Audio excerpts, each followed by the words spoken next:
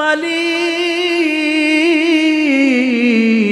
দুনিয়াতে বাবার কোলে উঠতে পারি নাই, দুনিয়াতে মার কোলে উঠতে পারি নাই, আমাকে নিয়ে এসেছেন। আয় আল্লাহ, আজকে আমার মাকে এনে দেন, আমার বাবাকে এনে দেন, আমি আমার মার কোলে উঠবো, আমি আমার বাবার কোলে উঠবো। আল্লাহ পাক রব্বুল আলামিন লক্ষ্য করে দেখবেন, ওই সন্তানের মা, ওই সন্তানের বাবা জাহান্নামী হয়ে গেছে, জাহান্নামের আগুনে জ্বলতেছে। এই জন্য আল্লাহ পাক রব্বুল আলামিন একজন ফেরেশতাকে মা বানাইয়া আর একজন ফেরেশতাকে বাবা বানাইয়া তার সামনে হাজির করে দিবেন। সন্তানটা বাবার কোলে উঠতে পারে নাই, মার কোলে উঠতে পারি নাই, কলিজার ভিতরে বড় যন্ত্রণা। এই জন্য আনন্দ চিত্রে দৌড়ায়া সন্তানটা মার কোলে উঠে, মার কোলে ওঠার পর নাকটা আমার বুকের মধ্যে নাকটা লাগাইয়া দীর্ঘ একটা নিঃশ্বাস নেয়। দীর্ঘ নিঃশ্বাস নেওয়ার পরে মার কোল থেকে সন্তানটা নেমে যাবে, আবার দৌড়ায়া বাবার কোলে উঠবে। নাকটা বাবার বুকে লাগাইয়া দীর্ঘ নিঃশ্বাস নিবে, নেওয়ার পর আবারও বাবার কোল থেকে নেমে আসবে। আল্লাহকে ডাক দিয়ে বলবে, মালিক,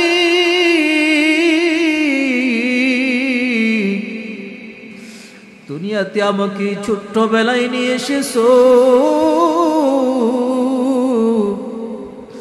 বাবার আদর আমি পাই নাই, মার আদর আমি পাই নাই,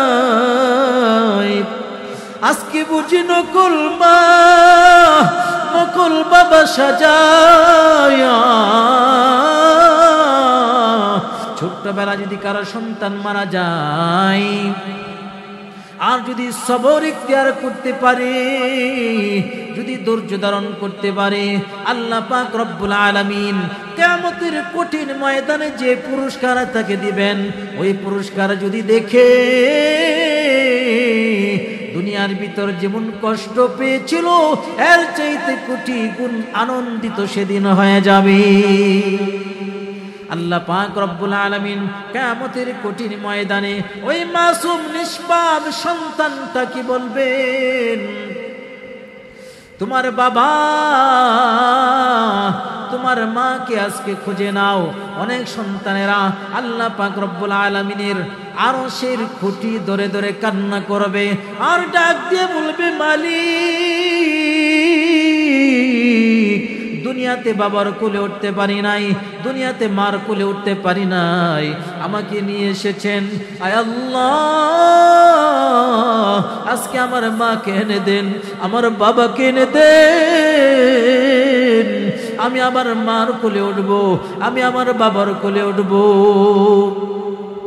আল্লাহ পাক রব্বুল আলামিন লক্ষ্য করে দেখবেন, ওই সন্তানের মা, ওই সন্তানের বাবা জাহান্নামী হয়ে গেছে, জাহান্নামের আগুনে জ্বলতেছে। এই জন্য আল্লাহ পাক রব্বুল আলামিন একজন ফেরেশতাকে মা বানাইয়া আর একজন ফেরেশতাকে বাবা বানাইয়া তার সামনে হাজির করে দিবেন।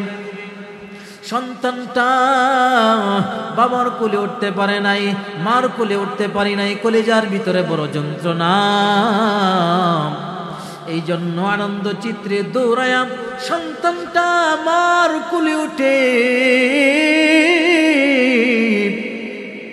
মার কোলে ওঠার পর নাকটা আমার বুকের মধ্যে নাকটা লাগাইয়া দীর্ঘ একটা নিঃশ্বাস নেয়। দীর্ঘ নিঃশ্বাস নেওয়ার পরে মার কোল থেকে সন্তানটা নেমে যাবে, আবার দৌড়ায়া বাবার কোলে উঠবে।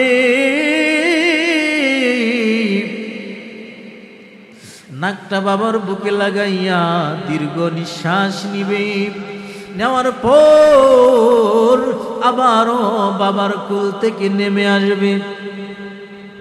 আল্লাহকে ডাক দিয়ে বলবে, মালিক,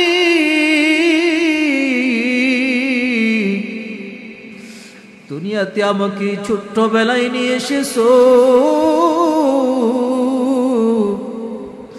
বাবার আদর আমি পাই নাই, মার আদর আমি পাই নাই। আজকে বুঝি নকল মা নকল বাবা সাজায়া আমার কাছে নিয়ে এসেছো। আমি নকল মার কোলে উঠতে চাই না, নকল বাবার কোলে উঠতে চাই না। আমার মাকে ফিরায় দাও, আমার বাবাকে ফিরায় দাও। আল্লাহ পাক রব্বুল আলামিন বলবেন, তোমার নকল মা নকল বাবা তুমি কেমনে জানছো, কেমনে তুমি পরিচয় লাভ করেছো আগে বলো, এরপরে তোমার মাকে তোমার বাবাকে এনে দেব। সন্তানটা আল্লাহকে ডাক দিয়ে বলবে, মালিক,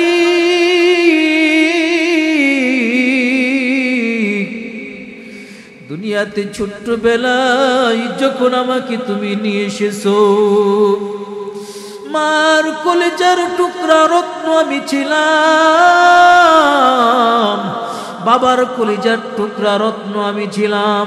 আমাকে যখন মার বুক খালি করে নিয়ে এসেছো, বাবার বুকটা যখন আমাকে খালি করে নিয়ে এসেছো, আমার বিরহ যন্ত্রণায়, আমার বিরহ ব্যথায় আমার মার কলিজাটা জ্বলে পুড়ে ছারখার হয়ে গেছে। আমার বাবার কলিজাটা জ্বলে পুড়ে ছারখার হয়ে গিয়েছিল। আমি যখন মার কোলে উঠলাম, আমি যখন মার বুকের মধ্যে নাকটা লাগায়া দীর্ঘ নিঃশ্বাস যখন আমি নিলাম, আমি কলিজা পুরার গন্ধ পাই নাই। বাবার কোলে উঠলাম, বুকের মধ্যে নাকটা লাগাইয়া নিঃশ্বাস নিলাম, কোথায় কলিজা পুরার গন্ধ তো আমি পাই নাই। আমি বুঝতে পারলাম এটা আমার আসল মা না, এটা আমার আসল বাবা না, বরং আসল মা আসল বাবা আমাকে এনে দাও।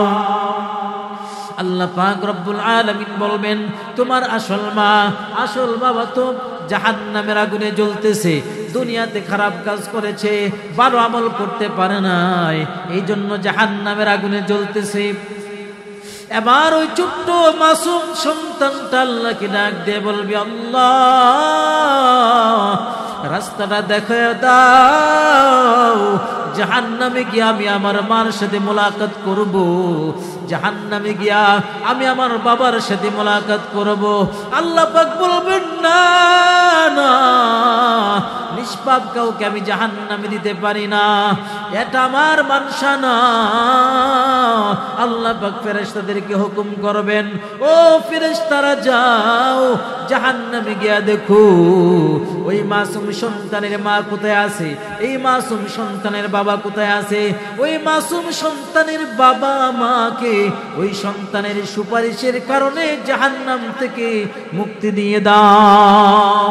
এজন্য সন্তান যদি মারা যায়, ধৈর্য ধারণ যদি করতে পারি, আল্লাহ পাক রব্বুল আলামিন কিয়ামতের ময়দানে ওই সন্তানের জন্য আল্লাহ পাক সুপারিশ মঞ্জুর করবেন। ওই সন্তান সুপারিশ করে আল্লাহর তৈরি জান্নাতের মেহমান আমাদেরকে বানায়া দিবেন।